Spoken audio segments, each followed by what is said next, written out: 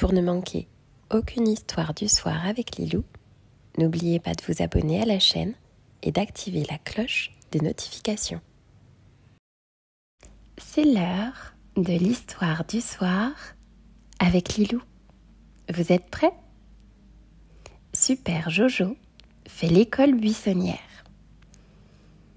Tous les jours, Super Jojo franchit en soupirant la porte de l'école des super-héros.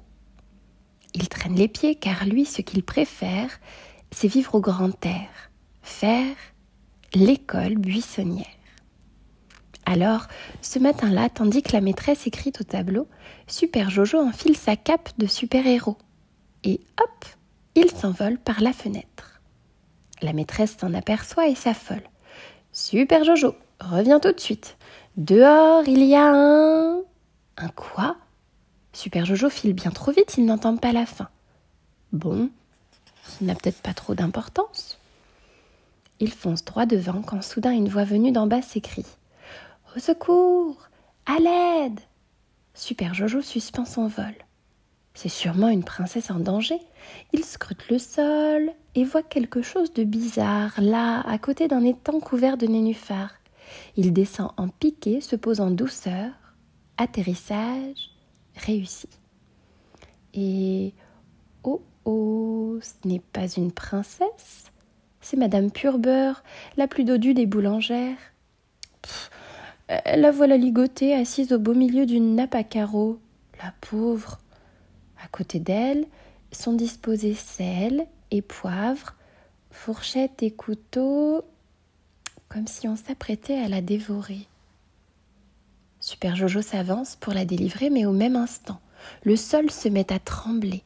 Il lève la tête inquiet et devine enfin ce que la maîtresse a crié tout à l'heure. « Super Jojo, reviens! Dehors, il y a... » un ogre en liberté. Un ogre énorme et terrifiant là, juste devant lui, qui l'attrape et le contemple aussitôt d'un air vorace.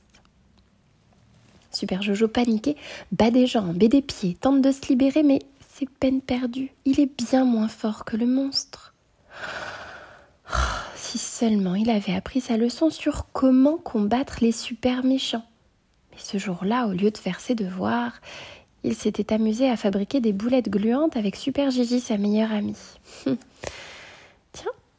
Tiens, mais ça lui donne une idée.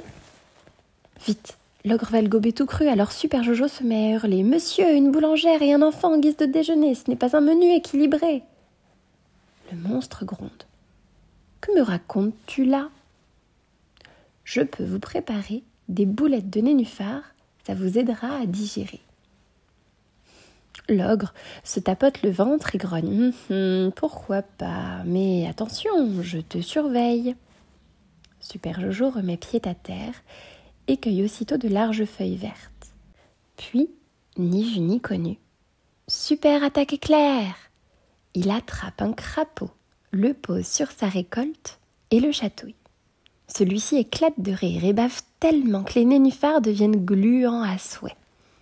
Super Jojo forme de belles boulettes et l'air innocent les tend à l'ogre. Bon appétit! Le glouton enfourne les boulettes, mâche encore et soudain ne mâche plus du tout. Ses dents, sa langue, ses joues, tout est si bien collé qu'il ne peut même plus ouvrir la bouche.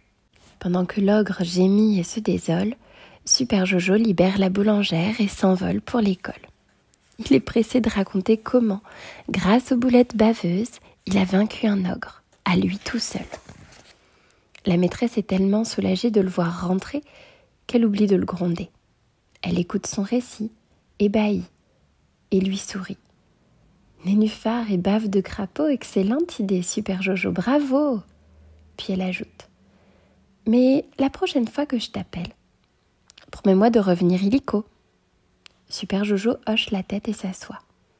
Cette fois, il est prêt à écouter la maîtresse. Il doit apprendre tout ce qu'il faut pour devenir le plus costaud des super-héros. Il n'aura pas toujours sous la main des nénuphars et de la bave de crapaud.